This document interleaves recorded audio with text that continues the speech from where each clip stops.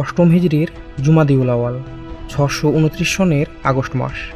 মুতার প্রান্তরে মাত্র 3000 মুজাহিদিন 2 লাখেরও বেশি রোমান সৈন্যের মুখোমুখি হন।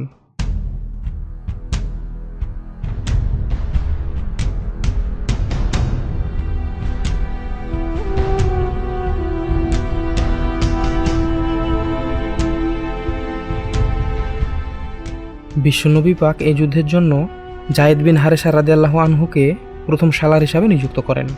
বলেন, জায়েদ শহীদ হয়ে গেলে পরবর্তীতে সালার হবেন জাফর বিন আবু তালিব রাদিয়াল্লাহু আনহু। তিনি যদি শহীদ হয়ে যান তাহলে পরবর্তী সালার হবেন আবদুল্লাহ বিন রাওহা রাদিয়াল্লাহু আনহু। রাসূলুল্লাহ সাল্লাল্লাহু আলাইহি ওয়াসাল্লাম বীর সাহাবী হারিস বিন উমাইর আল আজদিকে দিয়ে গাওশানের গভর্নরের কাছে ইসলামের দাওয়াত দিয়ে পাঠিয়েছিলেন সম্প্রীতির বার্তাবাহী চিঠি। যাত্রাকালে পথিমধ্যে কায়সারের খ্রিস্টান সালার সুরাহবিল বিন আমর রাসূলুল্লাহ সাল্লাল্লাহু আলাইহি ওয়াসাল্লামের দূতকে হত্যা করে ফেলে। যেহেতু দূত হত্যা একটি জঘন্যতম অপরাধ, এটি যুদ্ধ ঘোষণার শামিল, তাই এই ঘটনায় নবী পাক সাল্লাল্লাহু আলাইহি ওয়াসাল্লাম অবিলম্বে 3000 সাহাবীর সমন্বয়ে গঠিত একটি বাহিনী প্রস্তুত করে নির্দেশ দেন ঘাতক সুরাহবিলকে যেন উচিত শিক্ষা দেওয়া হয়, কিন্তু এর আগে অবশ্যই যেন স্থানীয় লোকেদের ইসলামের দাওয়াত পৌঁছে দেওয়া হয়, আর এই যুদ্ধ শুরু হলে কোনো নারী, শিশু ও বৃদ্ধদের হত্যা না করা হয়। যে কোনো প্রকারের ফলদায়ক গাছপালা ও ভবনসমূহ যাতে ক্ষতিগ্রস্ত না হয় তার লক্ষ্য রাখতে হবে। তিনি এই বাহিনীর প্রধান হিসাবে নিযুক্ত করেন তিনার পালিত পুত্র জায়েদ বিন হারেসা রাদিয়াল্লাহু আনহুকে এবং বলে দেন, যদি জায়েদ শহীদ হয় তবে সেনাপতি হবে জাফর, জাফর শহীদ হলে সেনাপতি হবে আবদুল্লাহ বিন রাওহা। রাসূলুল্লাহ সাল্লাল্লাহু আলাইহি ওয়াসাল্লাম এই 3 জনকে সেনাপতি হিসেবে নির্বাচন করে বলেন, যদি একে একে 3 সেনাপতি শহীদ হয়ে যায় তাহলে পরবর্তী সেনাপতি কী হবে তা নিজেদের মধ্যে মাশওয়ারা করে কোনো একজনকে নির্বাচন করে নেওয়া হয়। বিদায়ের সময় দোয়া করে জায়েদ বিন হারেসার হাতে তুলে দেন ইসলামী বাহিনীর পতাকা। শুরু হয় মুজাহিদ বাহিনীর রোম অভিমুখে যাত্রা। উত্তর দিকে অগ্রসর হয়ে মুসলিম সেনারা মান নামক এলাকায় উপস্থিত হলে গুপ্তচরেরা এসে খবর দেন রোমের বালকা অঞ্চলের মাব এলাকায় রোম সম্রাট হেরাক্লিয়াসের উপস্থিতিতে 1 লাখ সৈন্য সমাবেশ করে রাখা আছে। তাদের সাথে যোগ দিচ্ছে গাসসানের বিভিন্ন গোত্র থেকে আরও 1 লক্ষ সেনা। এই খবর ছিল মুজাহিদগণের ধারণার বাইরে, তাই বিস্মিত ও চিন্তিত হয়ে কেউ বললেন রাসূলুল্লাহ সাল্লাল্লাহু আলাইহি সাল্লামকে চিঠি লিখে উদ্ভূত পরিস্থিতি সম্পর্কে অবহিত করা হোক। কিন্তু হযরত আবদুল্লাহ ইবনে রাওয়াহা রাদিয়াল্লাহু আনহু দৃঢ়তার সাথে এই প্রস্তাব প্রত্যাখ্যান করেন। অবশেষে সর্বসম্মতভাবে সিদ্ধান্ত গৃহীত হয় যে ফলাফল যা কিছুই হোক না কেন মুজাহিদগণ যুদ্ধ না করে প্রত্যাবর্তন করবেন না। শুরু হলো মুসলিম বাহিনীর অগ্রযাত্রা। বালকার মাশারেফ নামক জায়গায় তারা হেরাক্লিয়াসের সৈন্যদের মুখোমুখি হলেন।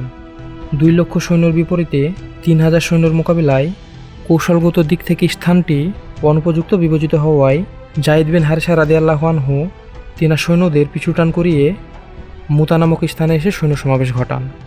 হেরাক্লিয়াসও তাদের সৈন্যদের নিয়ে সেখানে এসে হাজির হয়। মুতার এই অঞ্চলটি 2 দিক থেকে পাহাড় দিয়ে ঘিরে থাকায় শত্রু শিবিরের সৈন্য বহু গুণ বেশি থাকা সত্ত্বেও তেমন উপকার আসবে না তাদের। জায়েদ বিন হারেসা রাদিয়াল্লাহু আনহু খুব সূক্ষ্ম মাথায় এই ভূমিরূপ বিষয়ক কৌশলটি কাজে লাগান। এরপর যুদ্ধের জন্য সৈন্যদের বিন্যস্ত করা হয়। ডান দিকে কোতাবা ইবনে কাতাদা আজরিকে এবং বাম দিকে ওবাদা ইবনে মালিক আনসারী রাদিয়াল্লাহু আনহুকে নিযুক্ত করা হয়। শুরু হয় 3000 মুসলিম সেনার বিপরীতে 2 লাখ অমুসলিম সেনার এক অসম যুদ্ধের তিক্ত লড়াই। বড়ই বিস্ময়কর ছিল এই যুদ্ধ। সর্বপ্রথম রাসূলুল্লাহ সাল্লাল্লাহু আলাইহি ওয়াসাল্লামের পালিত পুত্র হযরত জায়েদ ইবনে হারেসা রাদিয়াল্লাহু আনহু পতাকা ধারণ করেন। যুদ্ধে অসাধারণ বীরত্বের পরিচয় দিয়ে তিনি শাহাদাত বরণ করেন। হযরত জায়েদ রাদিয়াল্লাহু আনহু এ শাহাদাতের পর হাতে পতাকা তুলে নেন হযরত জাফর ইবনে আবু তালিব রাদিয়াল্লাহু আনহু। তিনিও তুলনাহীন বীরত্বের পরিচয় দিয়ে লড়াই করতে থাকেন। তীব্র লড়াইয়ের এক পর্যায়ে তিনি নিজে সাদা কালো ঘোড়ার পিঠ থেকে লাফিয়ে লাফিয়ে শত্রুদের ওপর আঘাত করতে থাকেন। এক পর্যায়ে শত্রুদের তরবারির আঘাতে তিনার ডান হাত কেটে গেলে তিনি বাঁ হাতে যুদ্ধ শুরু করেন। এক পর্যায়ে শত্রুরা তিনাকে ঘিরে ধরে তীর ও তরবারির আঘাত করতে থাকে। ফলে তিনার পতাকা ধরে রাখতে অসুবিধা হওয়ার কারণে পতাকায় উত্থান পতন দেখা দেয়। বিষয়টি দূর থেকে আবদুল্লাহ ইবনে রাওয়াহা লক্ষ্য করে তিনার কাছে যান। জাফর ইবনে আবু তালিব রাদিয়াল্লাহু আনহু শেষ নিঃশ্বাস পর্যন্ত এমনভাবে পতাকা ধরে রাখেন যেটা সত্যিই কল্পনার বাইরে ছিল, কারণ তিনার দেহে তীর ও তলোয়ারের প্রায় 90টি আঘাত ছিল। আর এসব আঘাতের একটিও পিছনের দিকে ছিল না, সব আঘাতই সামনে থেকে করা হয়েছিল। বীরত্বপূর্ণ যুদ্ধের মাধ্যমে হযরত জাফর রাদিয়াল্লাহু আনহু এর শাহাদাত বরণের পর হযরত আব্দুল্লাহ ইবনে রাওয়াহা রাদিয়াল্লাহু আনহু পতাকা ধারণ করেন। সামনে অগ্রসর হয়ে বীর বিক্রমে যুদ্ধ করতে থাকেন। এরপর লড়াই করতে করতে তিনিও শাহাদাত বরণ করেন। এদিকে রাসূলুল্লাহ সাল্লাল্লাহু আলাইহি ওয়াসাল্লাম মদিনাতে বসে এই যুদ্ধের যখন যেটা ঘটছিল সেটার বর্ণনা দিচ্ছিলেন। রাসূলুল্লাহ সাল্লাল্লাহু আলাইহি ওয়াসাল্লাম বলছিলেন, জায়েদ পতাকা গ্রহণ করেছিলেন, তিনিও শহীদ হন। এরপর জাফর পতাকা ধারণ করেন, তিনিও শহীদ হন। এরপর আব্দুল্লাহ ইবনে রাওয়াহা পতাকা গ্রহণ করেছিলেন, তিনিও শহীদ হন। এ কথা বলতে বলতে রাসূলুল্লাহ সাল্লাল্লাহু আলাইহি ওয়াসাল্লামের চোখ অশ্রুসিক্ত হয়ে ওঠে। তিনি বলেন, এরপর পতাকা ধারণ করেছেন আল্লাহর তলোয়ার সমূহের মধ্যে একটি তলোয়ার খালিদ বিন ওয়ালিদ রাদিয়াল্লাহু আনহু।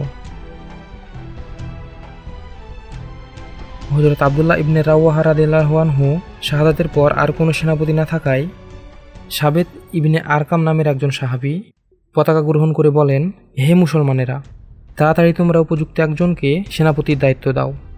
তখন সাহাবাগণ সাবেত রাদিয়াল্লাহু আনহুকেই এই সেনাপতির দায়িত্ব দিলে তিনি এই পদের জন্য খালিদ বিন ওয়ালিদ রাদিয়াল্লাহু আনহুকে উপযুক্ত মনে করেন। কিন্তু খালিদ বিন ওয়ালিদ রাদিয়াল্লাহু আনহু এতে রাজি না হলে সমস্ত সাহাবাগণ মিলে খালিদকেই এই পদের জন্য নির্বাচন করেন। তাই খালিদ বিন ওয়ালিদ রাদিয়াল্লাহু আনহু দ্রুত পতাকা ধারণ করে সেনাদেরকে নতুনভাবে বিন্যস্ত করেন। সেনাদের রদবদল করে ডান দিকে সেনাদেরকে বাম দিকে এবং বাঁদিকে সেনাদেরকে ডান দিকে করে আগে পিছে করে নেন। তখন অদল বদল করা নতুন সেনাবিন্যাস দেখে শত্রুরা বলাবলি করতে লাগলো যে মুসলমানদের সহায়ক সৈন্য পৌঁছে গেছে, তাদের শক্তি পূর্ব অপেক্ষা অনেক বৃদ্ধি পেয়েছে। এরপর শুরু হলো তুমুল যুদ্ধ। রোমানদের সৈন্য শিবির এত বিশাল ছিল যে খালিদ বিন ওয়ালিদ রাদিয়াল্লাহু আনহু বুঝতে পারলেন এই যুদ্ধ সম্পূর্ণভাবে জেতা কখনোই সম্ভব নয়। তাই তিনি একটি নতুন কৌশল অবলম্বন করলেন। তিনি কখনোই এক স্থানে দাঁড়িয়ে যুদ্ধ করছিলেন না। রোমীয় সেনাদের উপর ঝড়ের গতিতে আক্রমণ করে শত্রুদের মাঝে ত্রাসের সঞ্চার করে তারা কিছু বুঝে ওঠার আগেই পিছে সরে যাচ্ছিলেন। খালিদ বিন ওয়ালিদের এই কৌশল খুবই কার্যকর হয়, তাই তিনি ক্রমাগত আক্রমণ করে পিছে সরতে থাকেন। রোমীয়রাও এটাকে মুসলমানদের পাতা ফাঁদ ভেবে আগে অগ্রসর না হয়ে আপন দেশে ফিরে যেতে লাগলো। খালিদ বিন ওয়ালিদ রাদিয়াল্লাহু আনহু এই সুযোগে পুরো সেনাবাহিনী নিয়ে মদিনায় চলে আসেন। ফলে এখানে শেষ হয় হৃদয় বিজড়িত মুতার যুদ্ধ। অমীমাংসিত এই যুদ্ধের জয় পরাজয় হিসাব করা হয় উভয় সেনা দলের ক্ষয়ক্ষতির মাধ্যমে। তবে এই যুদ্ধ মুসলমানদের প্রচুর কল্যাণ বয়ে নিয়ে আসে, সে বিষয়ে অন্য একদিন আলোচনা করা হবে ইনশাআল্লাহ। মুতার যুদ্ধে মুসলমানদের মাত্র 12 জন সাহাবী শাহাদাত বরণ করেছিলেন। রোমকদের মধ্যে ঠিক কত সংখ্যক হতাহত হয়েছে তার বিবরণ সঠিক জানা যায়নি, তবে যুদ্ধের বিবরণ থেকে বোঝা যায় তাদের হতাহতের সংখ্যা ছিল প্রচুর। কেননা হযরত খালিদ বিন ওয়ালিদ রাদিয়াল্লাহু আনহু এমন প্রচণ্ড যুদ্ধ করেছিলেন যে তিনার হাতে একে একে 9টি তলোয়ার ভেঙে গিয়েছিল। এতেই শত্রু সৈন্যদের হতাহতের সংখ্যা সহজেই আন্দাজ করা যায়। এই যুদ্ধের পর থেকেই খালিদ বিন ওয়ালিদ রাদিয়াল্লাহু আনহু এর উপাধি হয় আল্লাহর তরবারি। এই নামটি রাসূলুল্লাহ সাল্লাল্লাহু আলাইহি ওয়াসাল্লাম নিজেই দিয়েছিলেন। প্রিয় ভিউয়ার, ভিডিওটি ভালো লাগলে একটি লাইক দিয়ে চ্যানেলটি সাবস্ক্রাইব করে দিবেন। ধন্যবাদ। আসসালামু আলাইকুম ওয়া রাহমাতুল্লাহ।